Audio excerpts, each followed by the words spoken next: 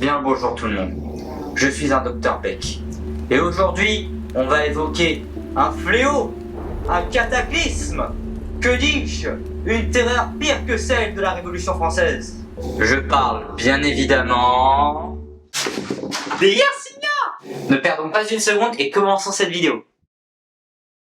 Pour l'histoire, on repart encore une fois à la fin du 19e siècle. Cette fois-ci, c'est à Hong Kong précisément que notre très cher franco-suisse Alexandre Émile Jean Yersin, premier du nom, a découvert Yersinia pestis dans des bubons de personnes infectées. Il a découvert la bactérie avec le soutien vraiment entre guillemets de monsieur Kitasato Shibasaburo, puisqu'une querelle a éclaté juste après concernant qui a vraiment découvert le pathogène. Et pour vous dire à quel point ce Shibasaburo était jaloux et enrageux, il a décidé de prendre les devants en nommant cette bactérie Pasteurella pestis en l'honneur de monsieur Pasteur. Et ce n'est que plus tard que ce nom fut totalement effacé et la bactérie prit un nouveau nom, Yersinia pestis, en l'honneur de notre très cher franco-suisse. Ah oui, et des bubons, ça ressemble à ça. Ouh, sympa.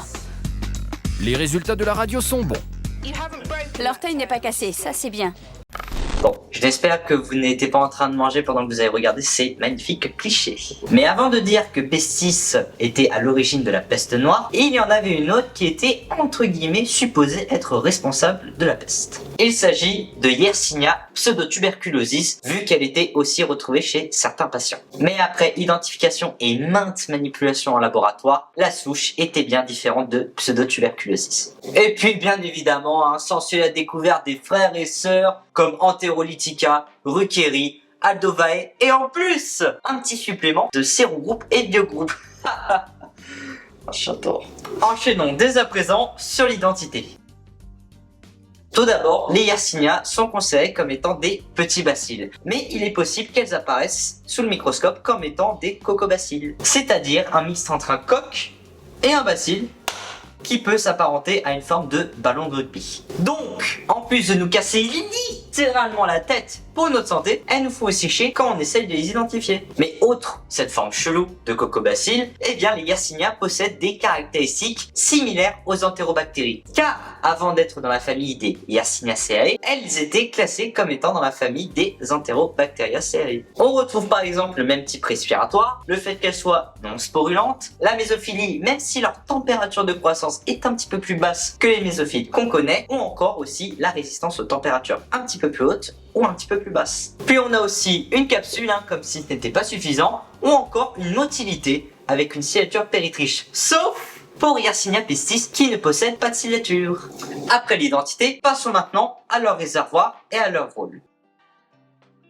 Alors, en général, ce genre est retrouvé dans plein de sources, notamment animales et environnementales. Alors, pour être plus précis, on a par exemple Yersinia pestis qui est retrouvée dans les puces ou encore chez les rongeurs. Ensuite, pour pseudotuberculosis, on peut la retrouver chez certains oiseaux ou encore chez certains mammifères comme le lapin, le lièvre et plein d'autres. Puis pour Enterolitica, c'est un peu la même chanson, on peut la retrouver aussi dans beaucoup de réservoirs animaux.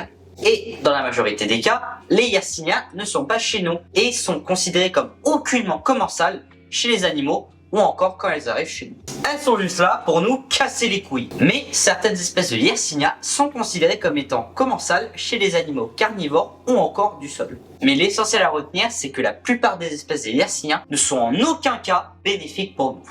Abordons désormais les fameux dangers du genre Yersinia. Alors, les Yersinia, c'est un genre bien vénère, et particulièrement, comme vous l'aviez deviné, Yersinia pestis. La fameuse bactérie qui peut être considérée comme étant un cataclysme pour l'humanité, car elle a fait vivre plusieurs épidémies de peste noire dans le monde entier. Et son nombre de victimes s'élève à plusieurs centaines de millions, et tout ça à cause de peste qui contamine les rongeurs et d'autres animaux qu'on consomme ou encore qui nous mentent. Puisque nous, humains, sommes considérés comme des hôtes accidentels, car la transmission de la peste se faisait par des morsures d'animaux, particulièrement de rongeurs. C'est pour ça qu'on qualifie la peste noire comme étant une zoonose. Et cette maladie a eu le magnifique, le charmant, que dis-je, l'incroyable surnom de mort noire. Revenons maintenant à notre sujet principal, la peste. Puisqu'il y a plusieurs types de peste, et ça va, on va dire, de manière crescendo. On a tout d'abord, premièrement, la peste bubonique, qui est la toute première forme, qui est qualifiée par des bubons qui se situent là où il y a les ganglions lymphatiques. Ensuite vient la peste septicémique, qui peut être qualifiée comme étant une complication de la peste bubonique, et qui se produit quand les bacilles de la peste ont bien infecté le sang. Puis enfin, vient la forme la plus mortelle, mais la plus rare, la peste pneumonique, aussi dite pulmonaire, qui est la finalité de tout ça et qui se produit quand les bacilles ont atteint les poumons via la circulation sanguine. Et généralement, la mort vient 2-3 jours après. Mais attention, car même si la peste peut être considérée comme étant une maladie éradiquée chez nous, en tout cas dans d'autres pays développés, eh bien il y a toujours des cas dans pas mal d'autres pays. Ensuite, il ne faut surtout pas oublier les autres cousines, même si elles sont considérées comme étant moins dangereuses que pestis. Elles nous mettent quand même un sacré tarif dans notre gueule.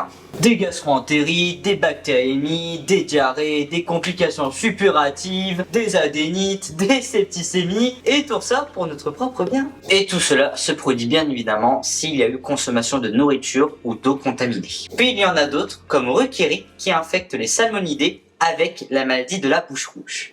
C'est un peu une rabat-joie ou une relou, en fait tout ce que vous voulez, des repas de Noël on va dire. Et en plus, elle entraîne des pertes économiques dans le domaine de la pisciculture ou encore de l'industrie. Et bien évidemment, il fallait s'y attendre, puisque ces maladies et infections que provoque Yersinia sont dues bien évidemment aux facteurs de virulence. Et pour cela, voici des petits exemples pas piqués d'un ton comme on dit, pour vous donner un avant-goût de ce qu'elles nous font. Et vous pouvez me remercier pour ça. Et bien évidemment, vous savez, c'est la même chanson. Il y a aussi le fait qu'elle soit résistante à une large gamme d'antibiotiques. Finissons désormais cette vidéo avec les applications.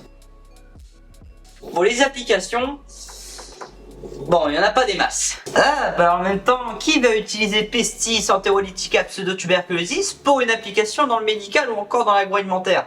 Des scientifiques les flux comme la peste. C'est rigolo, ouais. Ça suffit. Par contre, pour d'autres espèces, là on peut un peu parler. On a par exemple des bactériocines de Yersinia crescensini qui peut être utilisé comme marqueur pour identifier les isolats suspects de Yersinia enterolitica. Après, il peut y avoir l'utilisation de phages des Yersinia pour une utilisation thérapeutique, mais ce n'est qu'une supposition. Et ben voilà, c'est la fin de cette vidéo sur le magnifique, pas du tout, genre Yersinia. N'oubliez pas de vous abonner et d'activer la clochette des notifications. Et puis je vous dis, prenez soin de vous et à très bientôt. Tchuss.